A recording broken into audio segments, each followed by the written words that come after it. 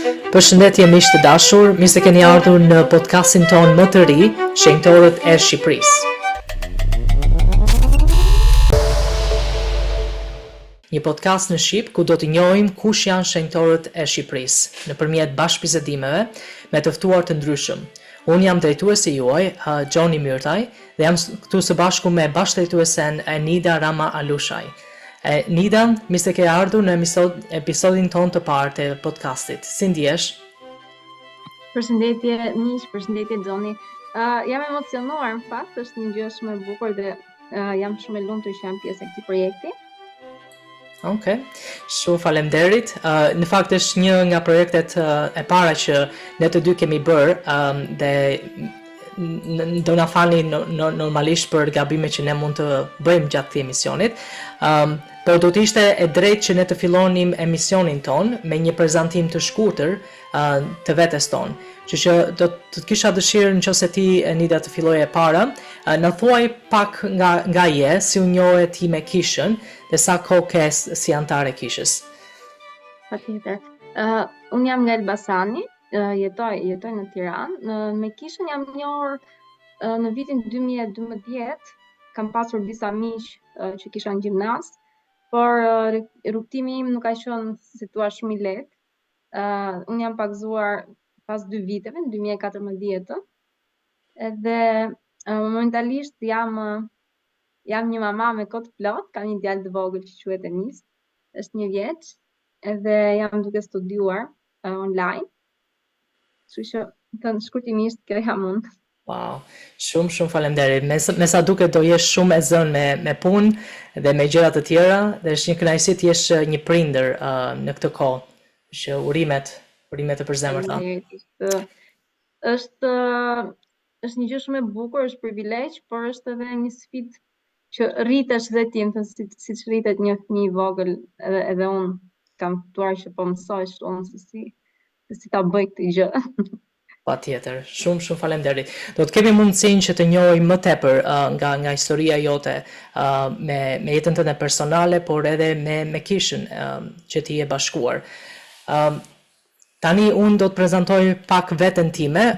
Unë jam Gjoni Myrtaj, kam lindur në Vlorë dhe kam qenë një antar për rreth 12 vjetë, dhe gjatë këtij periudhe në fakt jam vendosur në Angli, atje ku jetoj për momentin, dhe kisha për mua do thot gjithçka. Në fakt unë njoha me kishën kur isha 16 vjeç, dhe pas 1 vit e gjysmë, 2 vitesh, unë vendosa të shkoj në një mision dhe të shërbej në Angli. Kështu që kam një eksperiencë shumë të bukur me kishën, nëpërmjet shërbimeve, nëpërmjet eksperiencave të ndryshme, thirrjeve që kam marrë në kishë, dhe jam shumë i lumtur që të krijoj këtë program të ri ku antarët e kishës së Jezu Krishtit, të shenjtorëve të ditëve të mëvonshme, mund të ftohen në këtë misioni dhe të ndajnë historinë e jetës së tyre dhe si u njohën ata me kishën.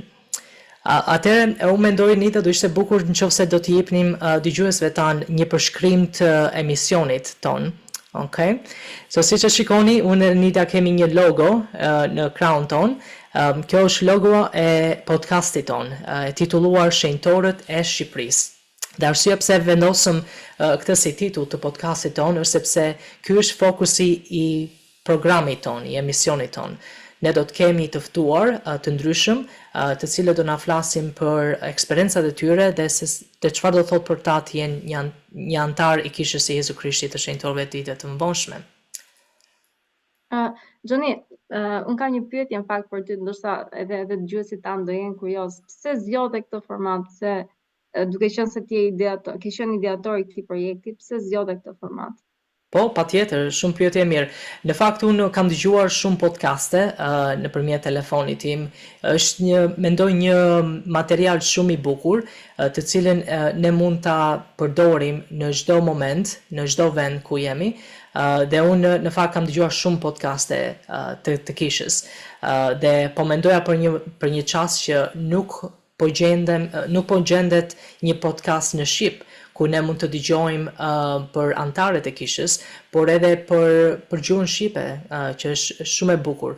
Edhe prandaj zgjodha këtë si program. Podcasti është një platformë ku të gjithë mund të kenë akses për sa kohë që të kenë një telefon smartphone dhe prandaj dhe e zgjodha edhe këtë si platformë. Do të jetë një platformë shumë e bukur ku të gjithë mund të marrin pjesë dhe që mund ta dëgjojnë pa pagesë.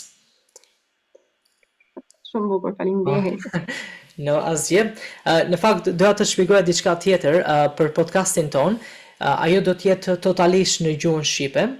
Sado e vështirë do të jetë për mua ose për disa të tjerë që të flasin, po gjithsesi do të jetë komplet në gjuhën shqipe. Ne do të kemi antar të ndryshëm shqiptar nga Kisha e Jezu Krishtit e Shenjtorëve të Ditëve të Mëvonshme, kudo që ata jetojnë, por do të kemi dhe persona të tjerë si misionar me kohë të plot, çifte misionarësh, persona individ që janë njohur me Kishën ose kanë patur kontakte me Kishën, vullnetar të ndryshëm e të tjerë. Dhe mënyra se si podcasti do të funksionojë është nëpërmjet bashkëbisedimeve me të ftuar të ndryshëm, ku ne do të dëgjojmë historitë e tyre personale, njohje me Kishën, dëshmitë e tyre ndaj Ungjillit të rivendosur, dhe gjithashtu eksperienca të ndryshme që ata preferojnë të ndajnë me dëgjuesit.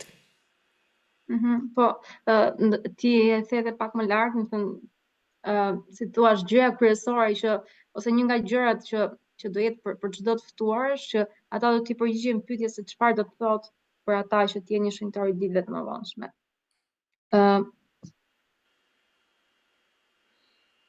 Okej, besoj se këtu do ta presim, Johnny. Po, patjetër. Vazhdo. Një gjë që ne duam që ju dini është që ky podcast do të jetë i pavarur dhe nuk është se përfaqëson qëndrimin apo mendimin zyrtar të Kishës Jezu Krishtit të Shenjtorëve të Ditëve të Mëvonshme, pra është diçka që ka lindur nga ne. Patjetër, shumë e rëndësishme ta theksojmë atë. Çdo mendim, opinion apo eksperiencë që do ndahet këtu është totalisht e individit dhe nuk përfaqëson Kishën. Kështu që ta mbajmë mend këtë gjë. Diçka tjetër që doja të theksoja është që podcasti do të zhvillohet fillimisht një herë në javë. Do të mundohemi që të kemi një episod çdo javë që do ta publikojmë ditën e shtunë, që ju do të keni kohë ta dëgjoni dhe ta shikoni atë përgjatë javës.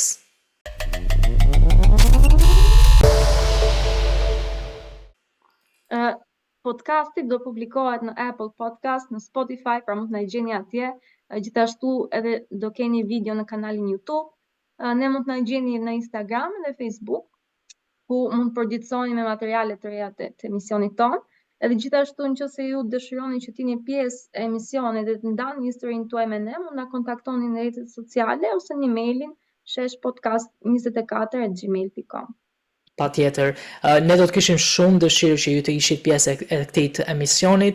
Ky emision është për të gjithë anëtarët e Kishës së Jezu Krishtit, e Shenjtorëve të Ditëve të Mëvonshme, por gjithashtu edhe misionarët që kanë shërbyer në Shqipëri dhe persona të tjerë që kanë dëshirë të dajnë nga besimi i tyre, nga eksperiencat me fenë e tyre, por dhe gjëra të tjera që ata duhet të ndajnë me ne. Këto linket e çdo platforme ne do t'i bëjmë të disponueshme në rrjetet tona sociale, kështu që mos u shqetësoni, do të na gjeni shumë kollaj, thjesht duke shkruar shesh podcast.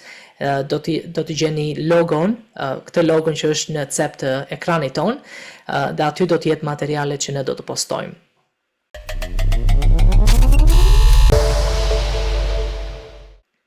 Okej, besoj se i tham të gjitha, apo jo, Anita? Kishte ndonjë gjë tjetër për të thënë? Jo, jam shumë emocionuar. Po dhe ju ftojmë që të na ndiqni edhe të bëni një pjesë e rrugtimit tonë. Patjetër, do të kishim shumë dëshirë që ju të na dëgjonit, të na mbështesni ndaj këtij projektit dhe kemi shumë besim që do të jetë një mision ku që të gjithë do të frymëzohen dhe do të kalojnë shumë bukur. Kështu që ne do të shpresojmë që do të kemi episodin e parë nga java që vjen. Kështu që qëndroni në linjë dhe shpresoj që sa më shpejt të dëgjojmë sërish. Okej, mirupafshim dhe mirë takofshim. Mirupafshim.